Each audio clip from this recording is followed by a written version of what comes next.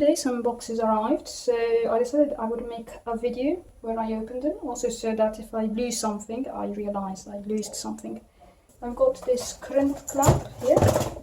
I believe this works with the Hall effect, though I'm not sure. This could be useful if I want to like measure the amount of current that my DVS circuit uses. So this would be useful.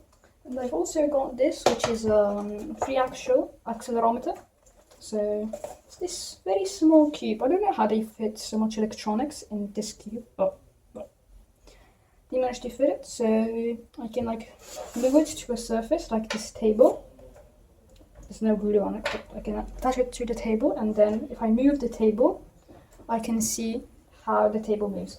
And this is the wire, or how I attach this to the oscilloscope. Yeah. So this is the first thing. I've also got, I've got these papers for calibrating it, since I need to basically calibrate it, because sensors aren't easy. I'll put this here.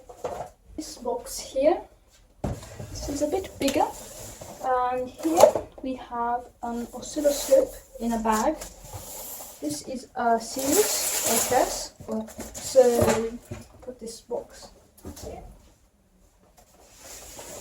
So if I manage to open this, then you should see the oscilloscope. And here it is. I also have some wires and power supply for the Sirius. And here's a thermocouple. This is useful for measuring temperature. It has a very small point, so it heats up and cools down very quickly. These are some adapters. So there are two for the accelerometer, see, coaxial cable, and one for the thermocouple. For example, for the thermocouple, I can just plug it in like so. How does this? Like so.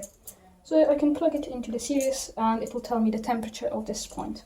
These are adapters for the accelerometer. Unfortunately, I only have two of them, so I will only be able to measure two axes on the accelerometer. This is the power supply. Yeah, nothing special, it's like the one of the computer. And here, this is the Sirius. So this is the oscilloscope. If I put three of them, I could measure the 3D accelerometer. This has 4 low voltage channels. You can measure up to 100 volts on these, or you can attach sensors. And these are the high voltage channels. You can measure up to a peak of 2000 volts DC. And they have a plus or minus of about 0.03 volts. So I would say they're quite accurate, though I don't have experience with oscilloscopes, so maybe this is a bad oscilloscope, but I don't think so. Anyways, leave this stuff in the corner. I'll plug it in later. And this goes here. Or here. The last box I have is this one, relatively heavy.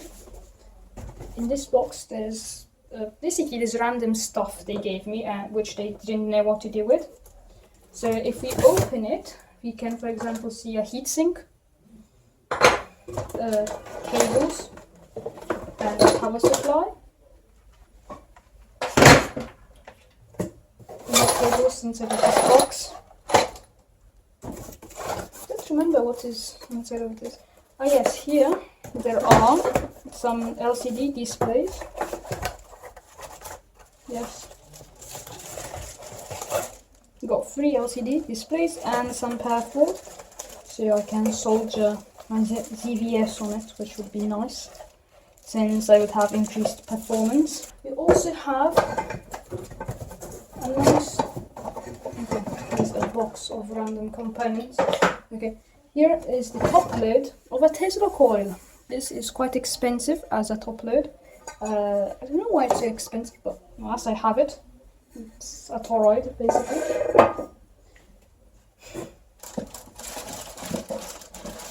Here I have more random components, some DC motors and some bolts, switches. Here I have some boxes. These boxes have inside, it's basically an Arduino, if I manage to open it.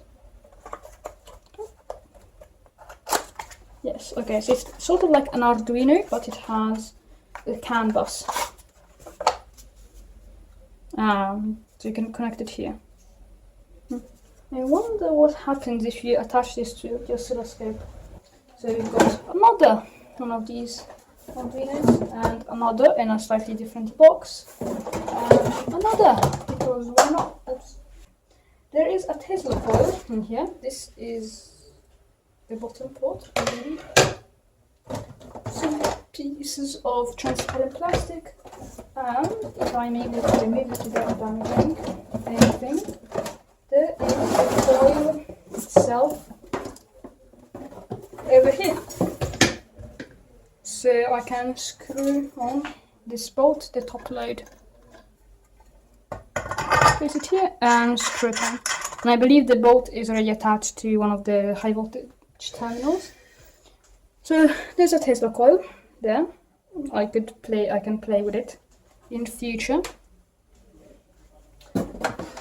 It was a musical Tesla coil. This is the interrupter, I believe. So this, oops, you attach it to the music and it plays music on the Tesla coil. Another one of the Arduinos. And here is the driver. So this driver is dead. So they have drawn some circuits here. Yes. And this driver is dead. So maybe I will fix it. I don't know if I've got the skills necessary. And a load cell, because why not? This one can carry 50 kilograms plus or minus, so you can push or pull on it. I could like measure the thrust on my liquid rocket. That would be interesting. I should have asked what is the maximum temperature of the thermocouple, so that I could measure it. Maybe I can measure the temperature inside of the rocket. But that would probably be a dumb idea. I do not want to melt the thermocouple. And okay, last stuff, some wire, more wire. This is a coaxial wire. I believe this is for the microphone. Yes, I believe it to be so.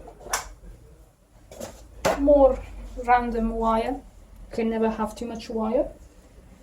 And some IGBTs that may or may not be dead. But yeah, these IGBTs, I don't know if they're dead. They said they were dead, but I have hope that they didn't measure them correctly and like 2 of them are actually alive. I hope so.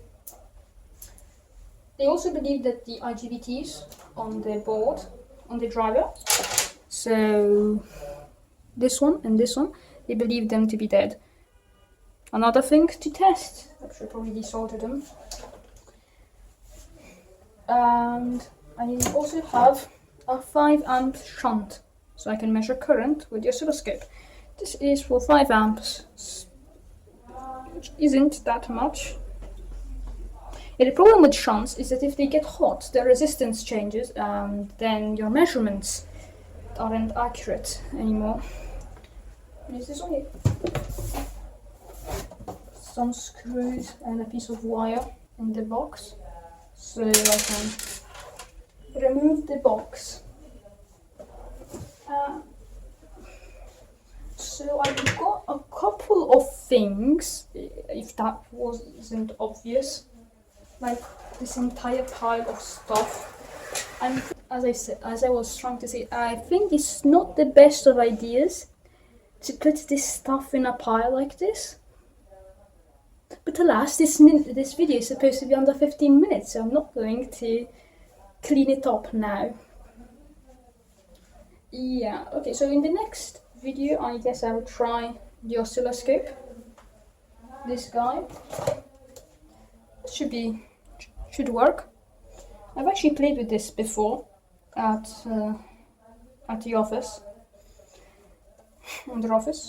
but I hope it survived being transported. I really hope so, because it would be sad if it doesn't work. Well, this oscilloscope can measure up to 1 megasamples per second. So on the software that is about 400 kilohertz maximum, which isn't that much, but it should be good enough. And was 8 channels I can measure with. It's quite light, and yeah, it's 2000 volts on the high voltage channels. I can attach basically any sensor I want to it. And that's basically the specs. The only thing I'm worried about for this oscilloscope is that on the side of this oscilloscope there's written that it works up to 50 degrees C and then it basically blows up. And basically in the sun, since this is black, if I leave it in the sun, this could easily approach like 60 degrees or more. So I better not leave it in the sun. Maybe I should put it into a white box, cover it with tape. Well, okay, that's all for now. Goodbye.